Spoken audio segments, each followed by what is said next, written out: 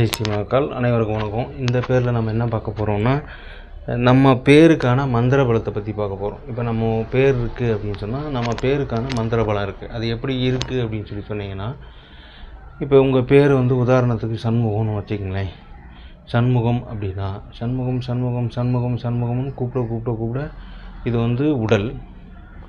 மந்திரம் உரு சொல்கிறோம் இல்லையா, இறைவனுக்கு உடல், மந்திரம் உரு. அது உருவேற வர்றவங்களுக்கு ஆசீர்வாதம் செய்யும், கேட்டதை கொடுக்கும் அப்படின்னு சொல்லுவாங்க இல்லையா. அது போன்று நம்ம உடல் எந்திரம், எதுவாக வேணால் வச்சுக்கலாம்.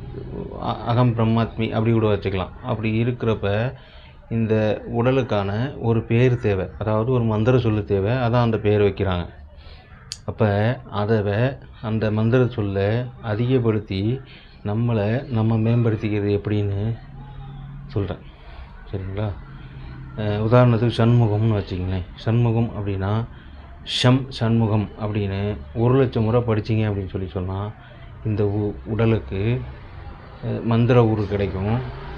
அதுவே எல்லா விதமான பிரச்சனைகளிலிருந்தும் ஒரு தீர்வளிக்கிறதுக்கான வாய்ப்புகள் 100% இருக்குது.